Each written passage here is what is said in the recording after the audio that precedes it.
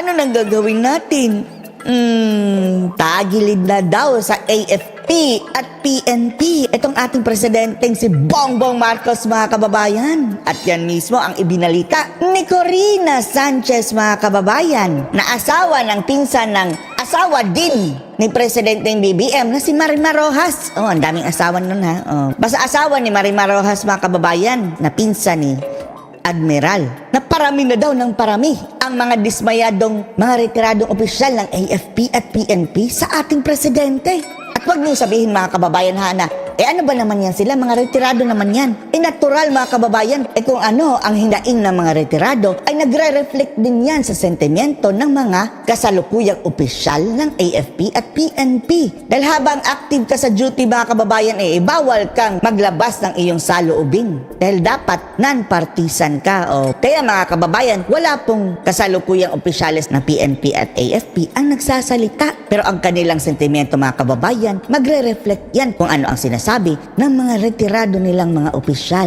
Dahil malaya na silang maglabas sa saloobin, mga kababayan, panoorin po ninyo ha. Proposed 2025 budget. Habang sinusuri ni Pangulong Bongbong Marcos ang proposed 2025 budget.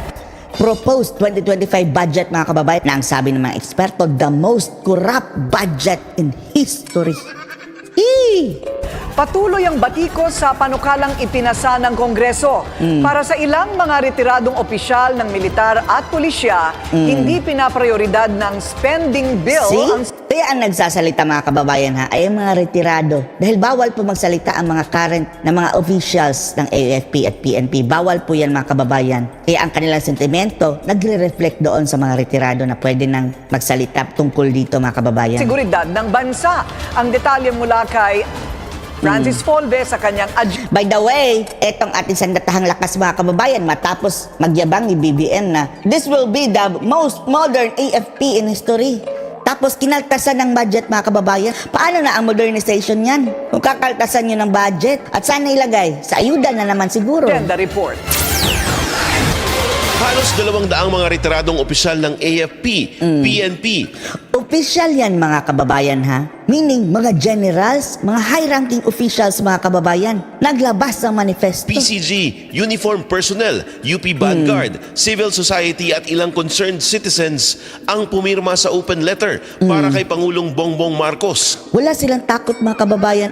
Open letter yan, mga kababayan. Nakikita ang kanilang pangalan mismo. Dismayado sila sa umano'y mga hindi katanggap-tanggap na pagbabago sa 2025 budget. The most corrupt in history, mga kababayan, na budget ever. Aksaya lang daw ang mga pagbabago at maisasantabi lang ang mga mas kailangan ng mga Pilipino. Ito na ba ang tinatawag na change is coming? Nagbago tayo, mga kababayan, pag upo ni BBM for the worst. Kabilang ang national security. Hiling nila sa Pangulo, ibalik ang budget sa Bicameral Conference Committee para sa mas komprehensibo at transparent na assessment. Ibabalik mo sa Bicam? Sila lang din. Inatabalos-dos din at Chis Escudero, mga kababayan. Babalik iyan. Na sila din na may gawa niyan Ang solusyon talaga dyan, mga kababayan, alisin na yan si Chis Escudero at lalong-lalo na yan si Tambalos-dos at si Zaldico. Isa sa pumirma sa open letter si Pablito Villegas ng UP Vanguard. Kwento niya, Marcos loyalist siya.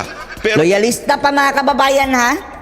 Ni Marcos Sr., ha? Loyalista yan. hindi niya daw kayang tiisin na manahimik sa nakikitang problema sa pipirmahang budget. Tingnan niyo, mga kababayan, palakpakan. Si waiter, mga kababayan, tambaluslos. Ang dami naming mga pamasko nito. Ang sarap ng buhay dahil ang AKAP, mga kababayan, at saka yung mga proyekto ng DSWD, sila ang nakikinabang. The most corrupt budget in history. Pipirmahang budget. I think the president is being manipulated by some powers. Sino pa ang nagmamanipulate ng BBM? Siya na ang presidente. Kung hindi mo kaya palang manindigan bilang isang presidente at namamanipula ka ng mas baba sa'yo, umalis ka dyan. Wala kang silbi. Pwera na lang, mga kababayan, kung talagang yan din talaga ang gusto. Tapos tatayo lang ako dito, magtanga-tangahan bilang front, mga kababayan, na ako ang inosente, good cop. Tapos behind me ay yung mga galamay ko na may sungay, mga kababayan, sila ang gumagawa ng kabalastugan. Yan ba? Bakit mo naman nasabing na manipula? kung siya mismo ang presidente. that be. No? Opo. I am with the president on this matter. Kung kaya pala siya i-manipulate mga kababayan, sino ang mag-manipulate ng kanyang asawa? Si Lisa Admiral at si Tambaloslos? Umalis na siya. I-appoint niya ang kanyang asawang admiral dyan sa pwesto. I used to serve Hindi rin pwede, di ba? President Marcos Sr. And I believe this guy, I served this guy when he was governor. O, si Senyor.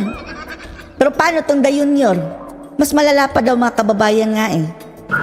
Ang Junior. I think this man is a good one, but when he is being influenced and is manipulated because of bad politics, then marami niya yung resulta.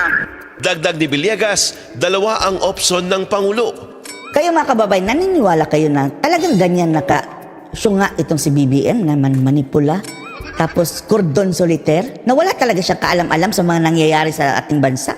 Eh kung totoo man yan mga kababayan, eh bakit? Hawak ba siya sa liig? The more mga kababayan na dapat na siyang umalis sa pwesto dahil hindi siya marunong maging presidente kung ganyan. Pero sa isang banda, pwede ring nagmaang-maangan lang siya.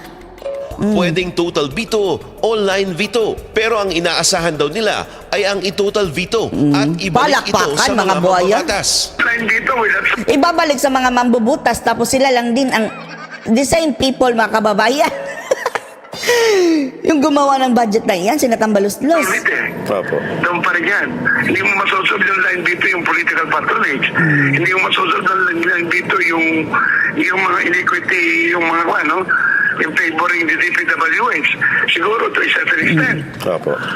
But this is according ko nga to my brad, si that former Committee on Appropriations, na author ng Syntax Law, si Congressman Ungab, who now belongs to the opposition, that is the worst budget he has ever seen. Oh, the worst budget that he has ever seen.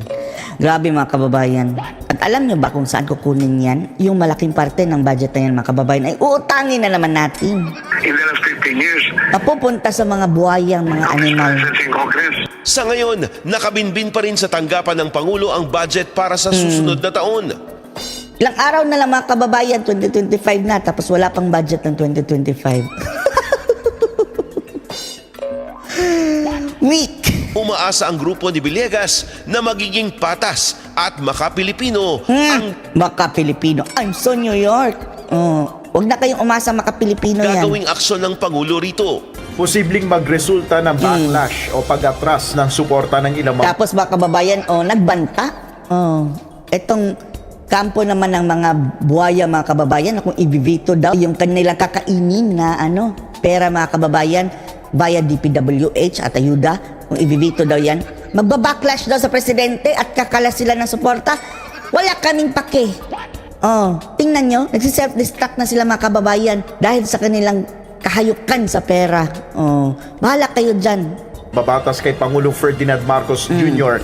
ang kanyang pag-veto o hindi pag-aproba sa ilang probisyon o items ng 2025 General Appropriations Bill o GAB. Sige, mag-withdraw kayo ng support. Mas maganda nga yan eh. Kung hindi daw mabibigyan mga kababayan, kung i-veto ni BBM, mag-withdraw daw ng support ang ilang mga congressman, mas mabuti. Sa political science professor na si Dennis Coronacion. Pareho kayong talo. Kaysa naman hindi niya i-veto, parehong talo ang sambayan ng Pilipino mga kababayan. Pero kung hindi rin ibibito ni Ngag-Ngag mga kababayan, ay lumalabag din yan sa saligang batas mismo. Dahil mas mataas ang budget ng DPWH kaysa sa Department of Education mga kababayan eh. Nalabag sa saligang batas at pwede yang ika-impeach ni BBM kung kanya itong pipirmahan. Maaaring mangyari ang senaryo na ito kapag hindi kasamang maaaprubahan ang mga isiningit na proyekto o programa ng ilang mambabatas Grabe, na inaasahan nilang makatutulong sa kanilang pagtakbo sa paparating na 2025 midterm election. Makakatulong sa pagtakbo. Di ba? Inamin na rin mga kababayan na gagamitin talaga ang budget na yan para sa election. Kung ibibito, baka magtampo daw ang mga buhaya.